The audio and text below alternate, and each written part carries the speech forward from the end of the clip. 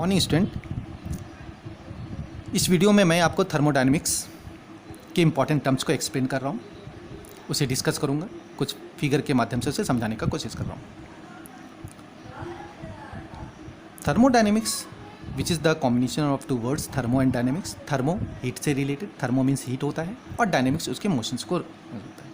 जब किसी सब्सटेंस को हीट करते हैं, ऑब्वियसली बेसिकली लिक्विड वगैरह, तो ऑब्वियसली उसके मॉलिक्यूल्स पार्ट होते हैं और उसमें मोशंस होता है। मोशंस को हम लोग मास और एनर्जी के रूप में कंज्यूम करते हैं, जिसको हम लोग फर्दर किसी डिवाइस को ऑपरेट करने के लिए यूज़ कर सकते हैं, बहुत से एप्लीकेशन में यूज़ कर सकते हैं। नाउ कम सिस्टम, ये एक स्पेसिफाइड पोर्शन होता है which is under thermodynamic process, और जो प्रोसेस इंक्लूड है उस प्रोसेस को कंटिन्यू करता है उसको सिस्टम बोलते हैं, और जो पार्ट उसमें इंक्लूड नहीं है, जो रेस्ट ऑफ द यूनिवर्स है which is not the part of the system, उसको सराउंडिंग बोलते हैं। जैसे यहाँ समझने की कोशिश कीजिए, जैसे सपोज ये कंटेनर है, इसमें कुछ लिक्विड्स हैं, मैंने उसे सपोज हीट कर रहे हैं, हीट करने पर इसके मास और एनर्जी कंज्यूम हो रहे हैं या बढ़ रहे हैं, जो भी हैं, तो ये सब जो भी प्रोसेस हो रहा है दैट इज़ कॉल्ड सिस्टम, जिसमें मास और एनर्जी इंक्लूड है। इसमें इंटरनल एनर्जी या फिर अमाउंट ऑफ हीट या अमाउंट ऑफ वर्क डन, सारा चीज़ इंक्लूड है, that is called system. But ये पार्ट क्या हुआ, ये outer part, that is which is not the part of system, which is called surrounding, जो इसके इंक्लूड नहीं है, इसके साथ उसका कोई रिलेशन नहीं है। तो जो रेस्ट पार्ट होता है दैट इज़ कॉल्ड सराउंडिंग, और जो इंक्लूडिंग पार्ट है, जो कंटिन्यू उसमें mass, energy, work, amount of heat, all these things include है, that is called system. One more word, homogeneous and heterogeneous. Homo means एक समान, मीन्स आइडेंटिकल। जब इस सिस्टम में throughout the system, throughout the thermodynamic system, physical और chemical property same है, identical है, कोई चेंज नहीं है, तो दैट इज कॉल्ड होमोजीनियस। और अगर थ्रू आउट द सिस्टम कुछ चेंजेस हो रहा है, चाहे वो फिजिकल हो, इधर फिजिकल और केमिकल, तो वो हेटेरोजीनियस होता है। Now come to know there are three important system in thermodynamics. First one is open system, second one is closed system, and third one is isolated system. This is very important to know about thermodynamics कि आखिर ये system work कैसे करता है। Open system, open general अर्थ है खुला होना,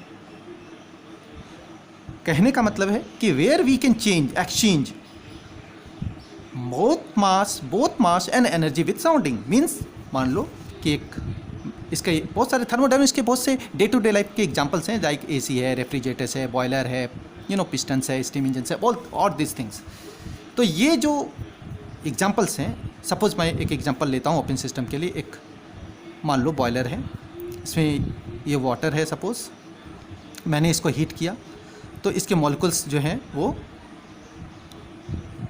मूव करेंगे, और वाटर को अगर इसके वॉल पे, इसके आउटर वॉल पे अगर कुछ डिवाइस यूज़ कर रहे हैं, कनेक्ट कर रहे हैं, उसके एनर्जी को कंज्यूम कर रहे हैं, तो इसमें जब हम हीट कर रहे हैं तो मास और एनर्जी दोनों ही वर्क करते हैं, दोनों सराउंड के साथ एक्टिवेट है। तो इस चीज़ को हम लोग अगर कंजर्व करते हैं और इसमें फर्दर कोई डिवाइस लगा देते हैं, चाहे मैकेनिकल एनर्जी टू इलेक्ट्रिकल करे या mechanical energy to other source of energy में कन्वर्ट करना चाहें, तो इस फॉर्म ऑफ हीट से, it's form of open system से हम लोग उसको किसी फर्दर डिवाइस के लिए यूज़ कर सकते हैं, इधर in the form of mechanical to electrical, mechanical to light energy, किसी भी चीज़ में कन्वर्ट कर सकते हैं। बहुत सारा एग्जाम्पल्स हैं। सिमिलरली क्लोज सिस्टम ये बताता है कि we can exchange energy not mass with the surrounding. Energy तो एक्सचेंज करते हैं बट मास एक्सचेंज नहीं होता। फॉर एग्जांपल, जो एक कंटेनर है, इसका सपोज हमने हीट किया, इसमें एनर्जी जनरेट हुआ, बट इसके आउटर वॉल तक वो क्लोज हो गया। मान लो ये ऊपर वाला वॉल मैंने क्लोज कर दिया, फर्दर कोई डिवाइस वगैरह यूज़ नहीं किया, तो ये वो आउटर वॉल क्लोज होने के कारण इसकी जो इंटरनल एनर्जी जो बनी, जो भी एनर्जी जनरलाइज हुआ, वो अंदर ही रह गया, बाहर नहीं आया। तो इस चीज़ को हम लोग बोलते हैं close system. And another word that is isolated system. ये आप बोल सकते हो कंजर्वेशन ऑफ एनर्जी, जिसको आप फर्स्ट लॉ ऑफ थर्मोडायनेमिक्स भी बोल सकते हो, कि इस सिस्टम में neither exchange energy, no mass with surrounding. ना तो एनर्जी एक्सचेंज करते हैं, ना ही मास चेंज होता है, वो टोटली कंजर्व रहता है।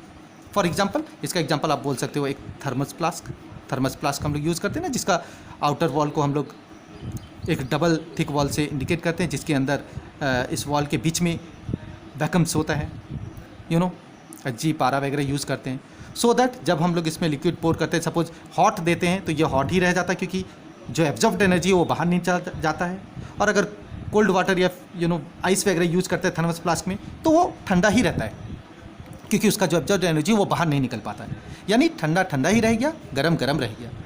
तो इस तरह का जो एप्लीकेशंस होता है, that is pertaining to isolated system, जिसमें ये बताया जाता है या हम लोग जान पाते हैं कि एनर्जी ना तो एक्सचेंज हो रहा है, ना ही वो ट्रांसफ़र हो रहा है। सो आई होप स्टूडेंट इन तीनों वर्ड्स के बारे में आपको समझ में आया होगा कि ओपन सिस्टम क्या है, क्लोज सिस्टम क्या है और आइसोलेटेड सिस्टम क्या है।